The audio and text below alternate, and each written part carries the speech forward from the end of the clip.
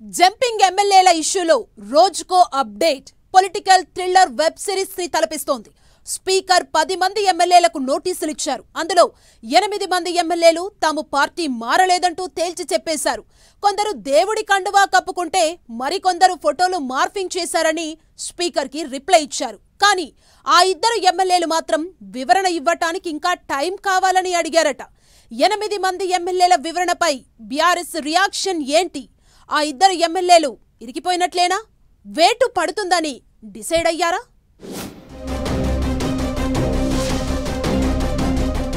ఆ 8 మంది జంపింగ్ ఎమ్మెల్యేలు సేఫేనా? ఆ ఇద్దరు సీనియర్ సభ్యులపై వేటు ఖాయమా? ఫిరాయింపు ఎమ్మెల్యేల వివరణపై బీఆర్ఎస్ రియాక్షన్ ఏంటి? ఆ ఇద్దరు ఎమ్మెల్యేలు స్పీకర్ను ఇంకా టైం ఎందుకు అడిగారు? స్పీకర్కు బీఆర్ఎస్ ఇంకా ఎలాంటి ఆధారాలు ఇవ్వబోతోంది?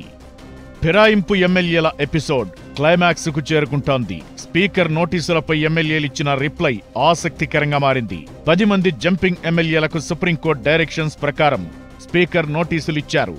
అందులో 8 మంది ఎమ్మెల్యేలు రిప్లై ఇచ్చారు. వాళ్ళిచ్చిన వివరణ ఇప్పుడు ఆసక్తికర చర్చకు దారితీస్తోంది. తాము పార్టీ మారలేదని, బీఆర్ఎస్ పార్టీలోనే కొనసాగుతున్నామని చెప్పుకొచ్చారు.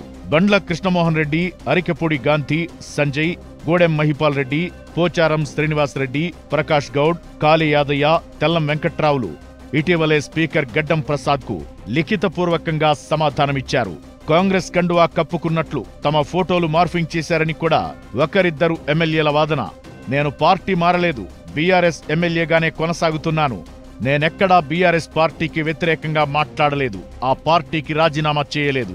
అభివృద్ధి పనుల కోసమే ముఖ్యమంత్రిని కలిశామంటూ 8 మంది ఒకేలా రిప్లై ఇచ్చారట. వారి వివరణకు స్పీకర్ సాటిస్ఫై అయ్యే అవకాశముంది. తాము పార్టీ మారలేదని చెప్పడమే కాదు, బీఆర్ఎస్ లోనే ఉన్నామంటున్నారు. కాబట్టి ఈ 8 మంది ఎమ్మెల్యేలపై వేటుపడే అవకాశం లేదన్న టాక్ వినిపిస్తోంది.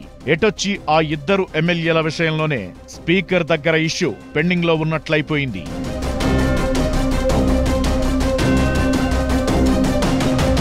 Khairatabad MLA Danam Nagender, station Ghanpur MLA Kadiyam Srihari speaker నోటీసులకు వివరణ ఇవ్వలేదు. సమాధానం ఇవ్వడానికి తమకు మరికొంత సమయం కావాలని స్పీకర్ను కోరినట్టు తెలుస్తోంది. అయితే ఈ ఇద్దరు ఎమ్మెల్యేలు ఎందుకు టైం కోరారన్న దానిపై ఇప్పుడు ఇంట్రెస్టింగ్ డిస్కషన్ జరుగుతోంది. ఖైరతాబాద్ ఎమ్మెల్యే దానం నాగేందర్ కాంగ్రెస్ బీఫామ్ మీద లోక్సభ అభ్యర్థిగా పోటీ చేశారు. దీంతో ఆయన అవుట్ రైట్ గా పార్టీ ఫిరాయించినట్లు బుక్కైపోయారన్న అభిప్రాయాలున్నాయి. ఇక కడియం శ్రీహరి తన కూతురు కాంగ్రెస్ ఎంపీగా నామినేషన్ వేస్తే ఆమెను బలపరుస్తూ సంతకం చేశారు. పైగా కూతురు కోసం ఎన్నికల్లో ప్రచారం కూడా చేశారు. ఇలా ఈ ఇద్దరు ఫిరాయింపుల విషయంలో దొరికిపోయారన్న చర్చ ఎప్పటినుంచో నడుస్తోంది. ఈ నేపథ్యంలో ఈ విషయాలను ప్రస్తావించకుండా కడియం, దానం స్పీకర్కు వివరణ ఇచ్చే పరిస్థితి ఉండదు. ఆ అంశాలపై వాళ్లు సమాధానం చెప్పుకున్నా దొరికిపోయినట్లే అవుతుంది. అందుకే వాళ్లు కాలయాపనకు మరికొంత టైం అడిగినట్లు తెలుస్తోంది. అయితే ఈ ఇద్దరు ఎమ్మెల్యేలు రాజీనామా చేస్తారన్న ప్రచారం జరుగుతోంది. జూబ్లీహిల్స్ బైపోల్ షెడ్యూల్ వచ్చిన తరువాత కడియం, దానం ఎమ్మెల్యే పదవులకు రాజీనామా చేస్తారని గుసగుసలు వినిపిస్తున్నాయి. ఇప్పుడే రాజీనామా చేస్తే జూబ్లీహిల్స్ తో పాటు ఎన్నికలు వచ్చే అవకాశముంటుంది. జూబ్లీహిల్స్ నోటిఫికేషన్ వచ్చాక రిజైన్ చేస్తే ఇంకో 6 నెలల టైం ఉంటుందని లెక్కలు వేసుకుంటోందట కాంగ్రెస్ పార్టీ. అందుకే నెలాఖరులో గాని, అక్టోబర్ ఫస్ట్ వీక్ లో గాని దానం, కడియంతో రాజీనామా చేయించి బై ఎలక్షన్ కు వెళ్లే ప్లాన్ నడుస్తోందట. అందుకే వారు మరికొంత సమయం కావాలంటూ స్పీకర్ను కోరినట్లు తెలుస్తోంది. 8 మంది ఎమ్మెల్యేలిచ్చిన వివరణను ఫిర్యాదు చేసిన బీఆర్ఎస్ ఎమ్మెల్యేలకు పంపించారు స్పీకర్. దీంతో ఇప్పుడు బీఆర్ఎస్ వాదన ఏంటనేది ఆసక్తికరంగా మారింది. ఫిరాయింపు ఎమ్మెల్యేలు తమ పార్టీని వీడి అధికార కాంగ్రెస్ పార్టీలో చేరారన్న దానిపై స్పీకర్కు మరిన్ని ఆధారాలు, సాక్ష్యాలు ఇచ్చేందుకు బీఆర్ఎస్ పార్టీ సిద్ధమవుతోందట. కేవలం దానం నాగేందర్, కడియం శ్రీహరి మాత్రమే కాదు, మొత్తం 10 మంది ఎమ్మెల్యేలపై అనర్హత వేటుపడే వరకు పోరాటం చేయాలని పట్టుదలతో ఉందట కారు పార్టీ. అవసరమైతే బీఆర్ఎస్ ఎల్పీ మీటింగ్ పెట్టి ఈ 8 మంది ఎమ్మెల్యేలను సమావేశానికి ఆహ్వానించాలని భావిస్తోందట. వాళ్లు ఎలాగూ ఎల్పీ మీటింగ్ కు రాలేరు.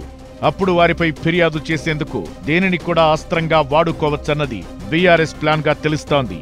అవసరమైతే జంపింగ్ ఎమ్మెల్యేలకు టైం కుదిరినప్పుడే ఎల్పీ మీటింగ్ పెడతామని కూడా వారికి ఆఫర్ ఇచ్చే ప్లాన్ చేస్తోందట.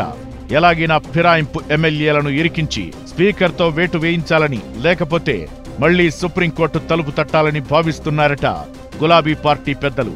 అయితే దీనికి చెక్ పెట్టేలా కేవలం 3 రోజుల గడువు మాత్రమే స్పీకర్ ఇవ్వడంతో మరికొంత సమయాన్ని తాము కూడా కోరాలని ఫిర్యాదు చేసిన బీఆర్ఎస్ ఎమ్మెల్యేలు భావిస్తున్నారట. ఇలా అటు కాంగ్రెస్ ఇటు బీఆర్ఎస్ ఎత్తుకు ఎత్తు గేమ్స్ మధ్య జంపింగ్ ఎమ్మెల్యేల ఎపిసోడ్కు ఎప్పుడు తెరపడుతుందో చూడాలి మరి.